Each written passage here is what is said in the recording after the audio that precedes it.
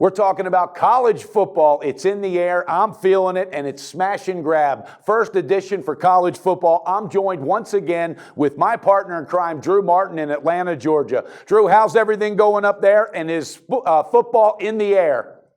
Hey, Brenner, yeah, I'm here in the South, man. It's the capital of college football, and excited to talk some CFB with you, bud. Absolutely. I love this time of year. As you once said, this is when the bills get paid. With that being said, we're going to talk about Notre Dame. I've got a lot of feelings for this team as a fan. Grew up a big fan. And also, when I got into the betting industry, I've had some good runs, some bad runs, so I've got some different types of feelings. I think they're a little overvalued at times, but this is a team this year that's going to be missing 6 offensive starters, 6 defensive starters. They lost a running back and a wide receiver to the NFL. All right, now, sophomore DeShone Kizer is definitely a good quarterback. He's ranked in one of the top 10 in college football. What is your take on this team? And schedule-wise, do you think it's a little soft? And do you think this team actually has a shot at a national championship? Well, Brenner, I mean, for Notre Dame, it seems like they're a pretty controversial team. Most college football fans either love them or hate them. Depends what side of the fence you want to stand on. But for me, in 2016 anyway, I'm real positive on them. They're coming off of a 2015 year where they only lost 2 games in the regular season in the last minute of play by 2 points to Clemson and then by 2 points at Stanford. So I think that from a value standpoint, this team has 2 quarterbacks in the top 20 in the nation, in my opinion, in Malik Zaire and DeShone Kizer.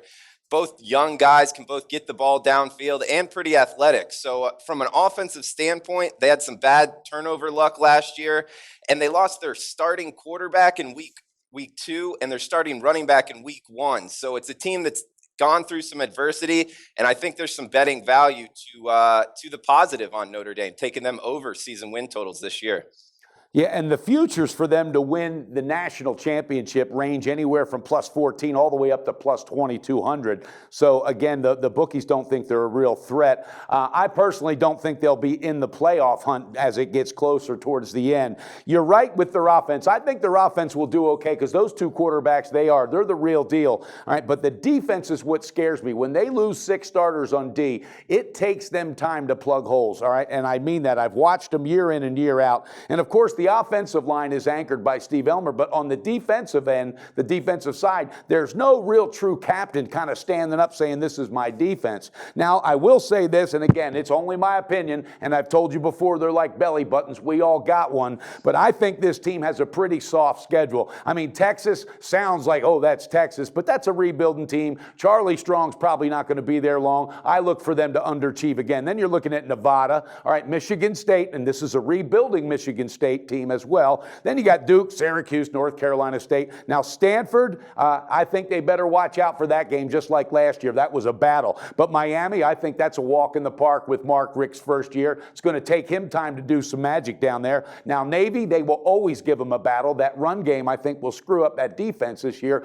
I look for that one. I've circled that on the calendar. Now Army, Virginia Tech, those are soft teams, all right? Virginia Tech especially, new coach, new system. And USC, I think, will give them fits. But other than that, I see a pretty soft schedule. So where do you think the best betting value, the best edge is? Is it in a team total wins, or would you be looking to fade or to ride these guys?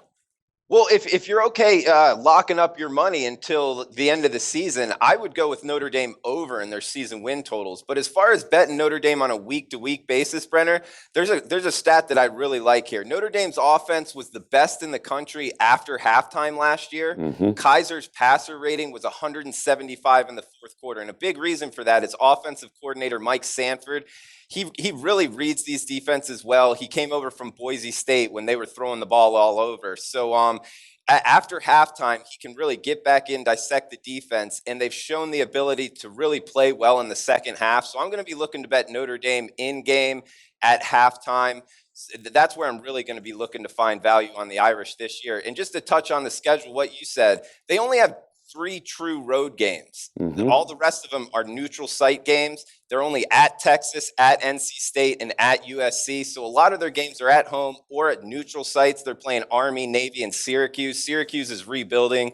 The service academy should be more than manageable for the Irish. So I think it's really manageable, and I like them over the season win totals this year, Brenner. Okay, well, I can't argue that. I think the season win total is definitely attainable. And like you said, if you don't mind locking your money up for a period of time, that's a good investment. That could be money in the bank because, typically teams depend on, well, what if the quarterback gets hurt? Well, this particular team, if the quarterback goes down, all right, no problem. Zaire can step in and do it, with a touch that's unlike any other. So with that being said, I think I'm going to look very closely, though, at some of their tougher games to go against them, but I think the team total is a ticket casher. Drew, thanks for being on with us. Viewers, you heard it. We're looking at Notre Dame possibly to cover a team total of 9 wins or more this year in college football. And stay tuned for Drew and I, because every week we're going to be bringing you the smash and grab game of the week. And also, guys, make sure you hit that like button because we want to stick around. We love what we're doing. Drew, have a good day, my friend, and let's beat that bookie's ass.